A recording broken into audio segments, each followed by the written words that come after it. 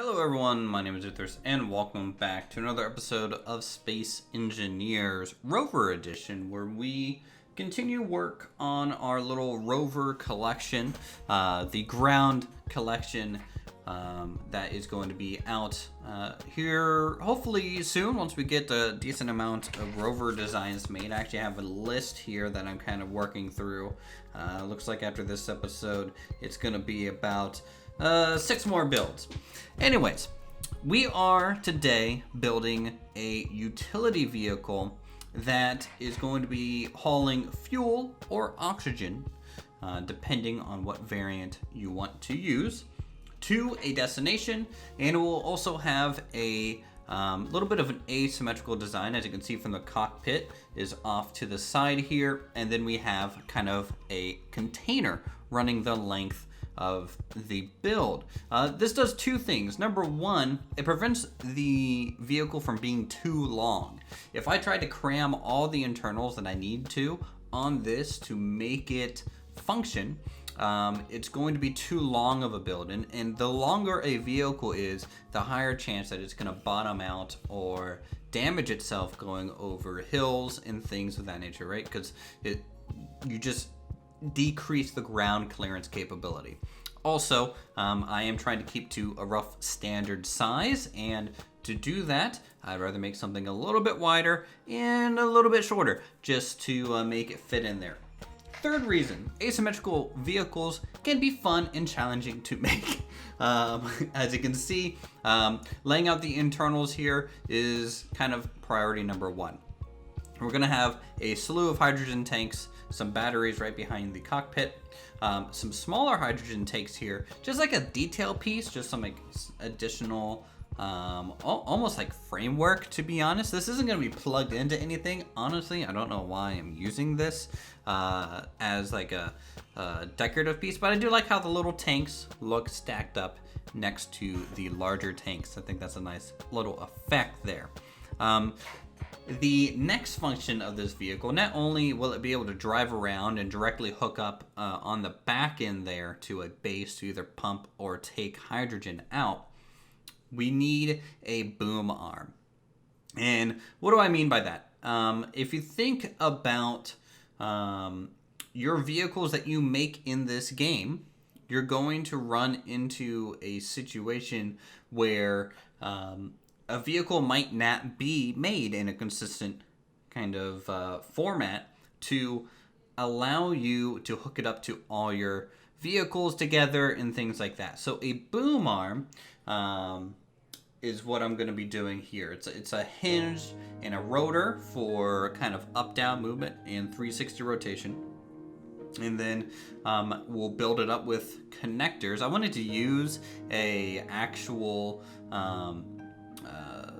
piston so that it could fold up a little tighter, but the small ship piston doesn't really have the ability to hook onto these large grid items. I didn't want to do the whole large grid, small grid joiner trick. I think that's a little excessive for something of this build, in my opinion, right? So this is going to have a rotor and then a hinge and go from there. Currently, this thing is pretty tall, and the fact that the rotor is a little bit high up, that's why we had to use this downward connection. What that's going to do is provide us with that half block, but still have a large kind of cargo connection there. So not only can this thing plug in from behind or below, it can now plug in via this boom arm, and this boom arm will be able to rotate 360, rotate to vertical or 90 degrees horizontal. And the top part will also have a rotor on it to kind of finalize that attachment section, right? Get that actual connector piece 90 degrees potentially, or more, depending on what you're trying to connect to.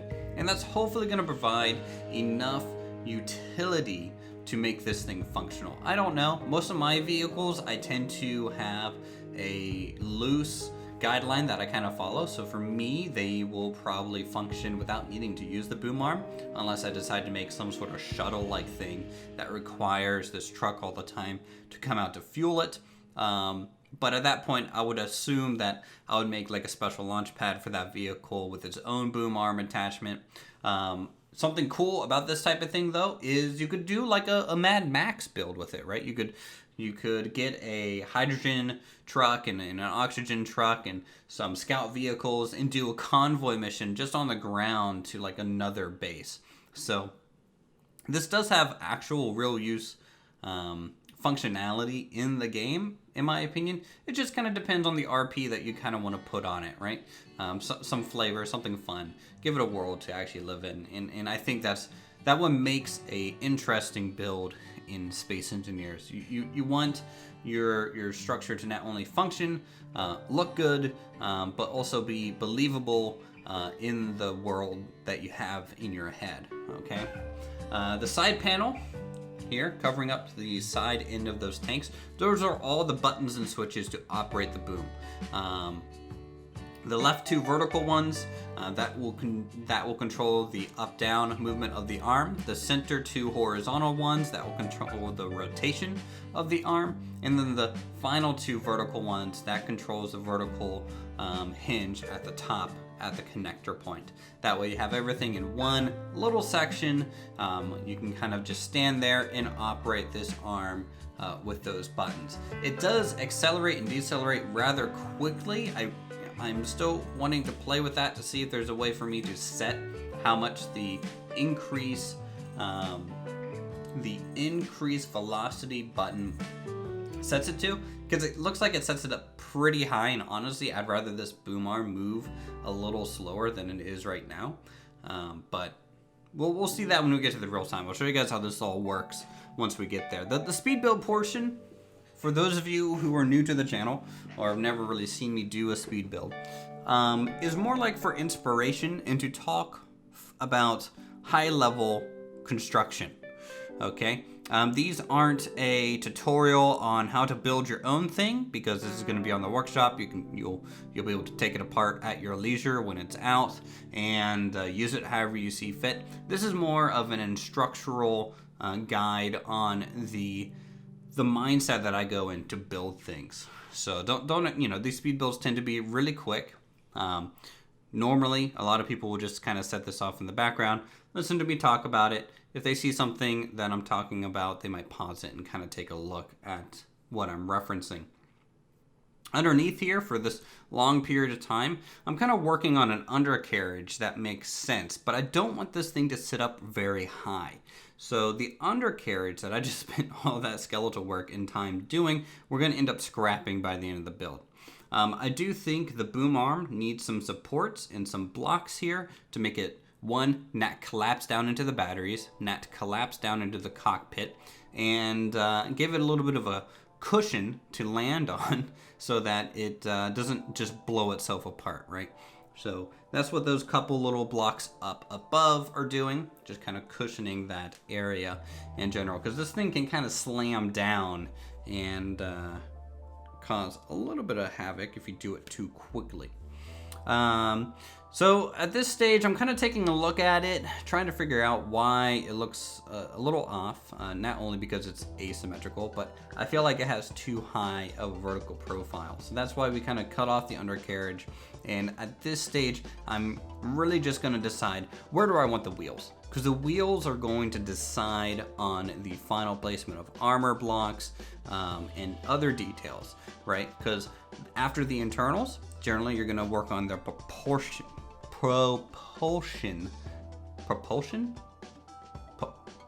the movement of the vehicle, and that's going to kind of be the final bit of the internals in my mind. So I'm going to do this rough kind of framework running along the spine, or the sides, not the spine, the sides of the ship. Truck vehicle, and that is where the wheels are going to attach. That way they actually have a little bit of a framework to go on to, and you can attach these. Surprisingly, I've never tried this. You can attach them on the underside of a block. I don't know why I've never tried that before. It always felt like maybe I needed a block directly behind this thing to attach it, but being able to attach it on the underside, what that allows me to do is get the wheels a little bit closer to the body and allow them to actually be a block lower than the armor placement. That way the armor placement doesn't look as bulky as it would otherwise. So it's kind of a two-purpose thing there. I might have to try and remember that this can happen so that I can kind of copy that over. It's going to be an 8-wheeled vehicle. I can't really use the mirror mode on this because of the asymmetry of this thing. And the way that these side skirts have to kind of dance across. They're not going to be a one-to-one copy on each side. That's why we're kind of building it like that. It does have decent suspension. I do stiffen it up a little bit just to kind of help prevent that undercarriage strike, right? Because if one of the hydrogen tanks go up, that's a pretty dangerous thing for this vehicle for sure. Drive around a little bit. Always want to drive your vehicles, test it out. The front is a little bit of a complicated situation. I'm used to the cockpit being in the center and some room on the left and right of it to kind of allow for a space for a bumper or kind of a grill on these type of things from like the last builds that we did. Decided to kind of scrap that for now and just kind of work on the side plate armor. I want this thing to be pretty bare bones. It is not a fighting vehicle. It's not supposed to have a whole bunch of armor. I don't want it to be weighed down. I want it to be as nimble as possible for being a truck. So we're just gonna have like a side skirt to protect the sides and a little bit of the bottom of the hydrogen tanks. Nothing too strong on here. This thing's supposed to be driving relatively slow and safe. So just having this kind of spaced armor plating, I think looked pretty cool. So that's what I went with on there. And same thing with the other side. I think I used a little bit more of a traditional little bit of armor along the side over there. Decided that it needed a little bit of an antenna. Every single one of my ships should have an antenna. That way the ship can be tracked down with everyone else in the faction. So I think putting it up there was a decent little spot for it. And then now I can go ahead and put the front bumper on now that I've kind of solved the little bit of the initial issues with the side skirting. While I'm putting on the front bumper, I think this design actually would have looked cooler than what I ended up doing. That empty space just bugged me. So I decided that something needed to go there. And if this thing was to be used on like an alien world or a world with little oxygen, I decided to add a little oxygen tank on the front. Now the oxygen variant of this vehicle, the whole tanker is replaced with oxygen tanks. But having the little oxygen tank on the front here, what that allows this thing to do is be used on other worlds than just the Earth-like planet, because there are other worlds, and that needs to be a little bit of consideration when I'm making these, though you could always just kind of throw a bunch of oxygen bottles in your pocket and sit in this thing and drive around and be probably pretty good. There's a vent on this as well to just siphon oxygen for freezies from the environment, so that is a pretty common trick to use in these builds.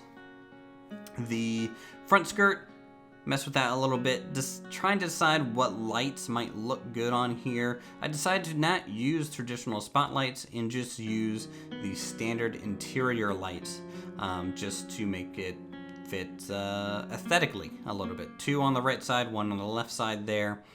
Put a couple on the boom arm for lighting, and then a couple in the back for brake lights, and then you have the side lights by the panels that's going to govern the actual boom arm controls.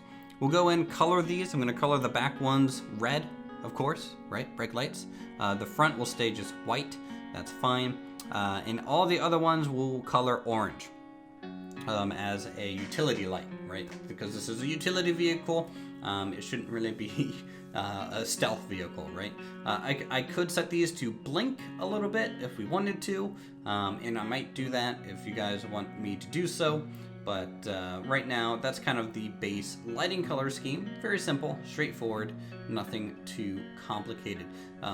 3 batteries will provide a decent amount of power for a long time on this thing, and it does have, I think, 4 gyroscopes total, so it can be pretty responsive when you go over hills to try and maintain that wheel landing that you would want in those situations. Finally, we're going to paint this thing up.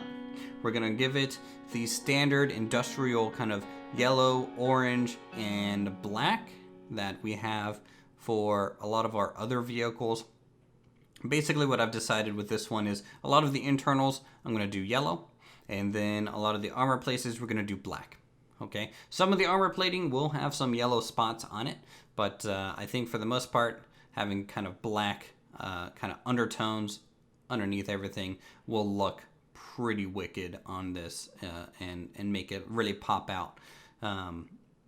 That's about it for the coloring. Generally for coloring, I tend to stick with 2 to 3 colors kind of maximum, unless there's a specific little area that I want a specific color, like how the tank is white, which is not normal for our color palette, except for our fighters. So, you know, I wanted that to pop out a little bit so you could easily recognize what the cargo is and where it is on that item. At this stage, I don't know if I recorded building the oxygen variant. To be honest, even if I did record it, I'll go ahead and kind of hop into what that would kind of look like.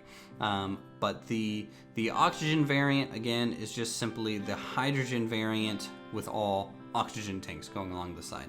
I do mess a little bit with LCD panels because I kind of wanted like a caution sign on this, because it is a bit of an explosive potential vehicle here. But this LCD is just too big. I couldn't, for some reason, find a smaller one. I'm surprised there's not just a 1 block wide LCD panel that you could fit in there. But hey, the more you know. Something that I also didn't know is the hydrogen tanks are just a lot bigger than the oxygen tanks. Surprise! It's something that I never really considered. So the designs of the two are going to be a little bit different. Of course, the tanks are still going to be white, but because of that, the spaced armor and some of the items need a little bit more connection points so that we can provide some more stability in case something happens to break off. It's not all supported by a single block. That's something that you never really want to have happen in your build. So running these things along and fitting a little bit more of an undercarriage and a little bit more side skirt armor, I think looks good. So that's it for kind of the speed build section of the video. We'll go ahead and check it out in real time so you guys can kind of get a little bit of a more intimate look on the two trucks here. I hope you like them, and we'll just kind of hop into that right about now.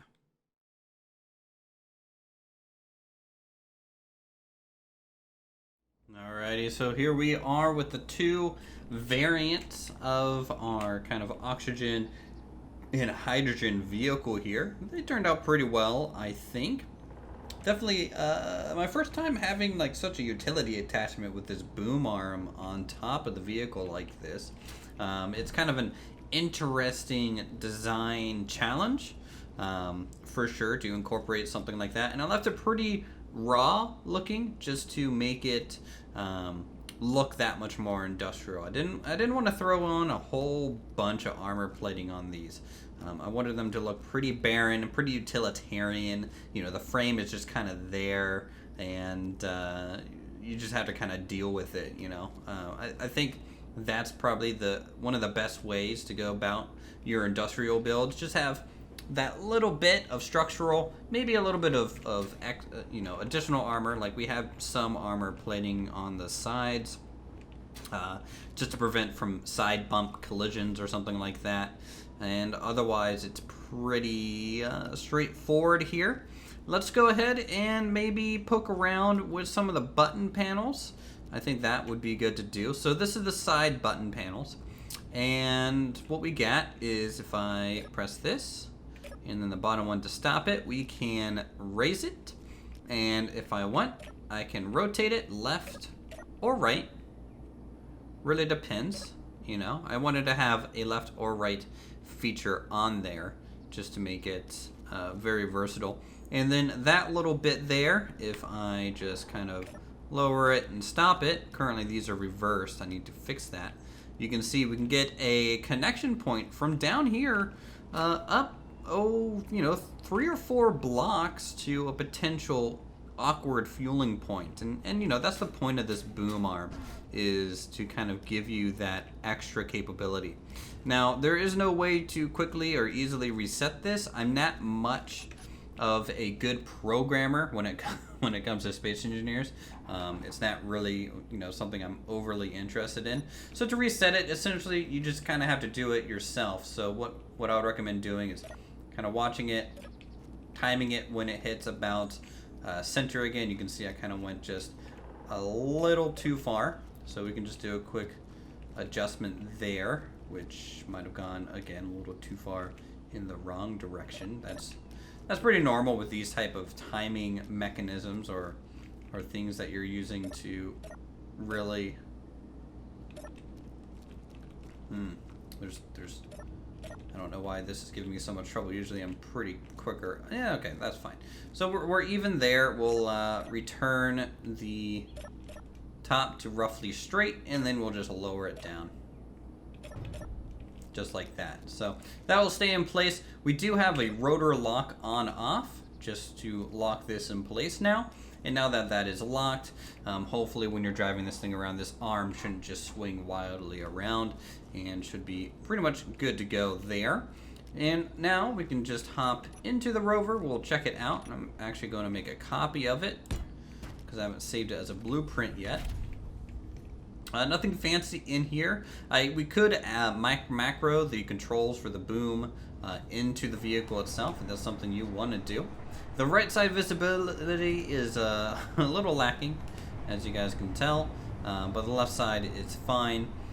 Basically, when you dry kind of asymmetrical vehicles or anything like that, you really will just want to make sure that you want to be as close as possible to something on the left side. That way you leave yourself plenty of room on the right side. That's the ideal, in my opinion. It does climb slopes decently well. I do have a speed limit in place of about 20 meters per second. I feel like that's a good stable speed for a lot of ground vehicles in this game, because they tend to get away from you. And you can use the gyros a little bit to help correct. Like I could do a wheelie the whole time we're driving. Looks a little silly, but you can definitely do that with the gyros. You can also, let's say, if I move my mouse and turn it at the same time, you can turn a little bit sharper than you normally could otherwise. And then, of course, if you just go maybe a little bit too fast over a hill like this, you can see how much we can angle it down to kind of guarantee the wheels hit for the most part. Ramping obviously is not something this thing is designed for, but it can take some bumps and bruises for sure, as we just return back to the center here. Let's go ahead and park this maybe over by the other rover so you can see some of the size comparison of the two that we've made previously. You can see it's about twice as long or so on here. But the width is about the same, which is good. That means you're not going to have to make your tunnels really a whole lot wider to accommodate a vehicle of this size, nor do you have to make it a whole lot taller either. Maybe just that little extra bit on there to probably allow for the boom arm. But other than that, it's really not that much taller either. If we go over to our test kind of parking pad, this is kind of what we use for all of our scale on even our ships, and now we're using it for the rovers. You can see this thing, number one, it fits on here just fine. If we wanted to, I could lower the wheels and attach to the lower connection point here, or I could go back more and lower the wheels and attach to that back port there as well. So it is functional in both connection ports, and of course we also have the boom arm still that provides even more connection options to these vehicles. It's pretty cool. I like them. Rovers, in my opinion, are something that's heavily underutilized when it comes to space engineers. But I definitely like the idea of making some interesting ones. If I wanted to, let's see what it looks like with some of the lights turned down here.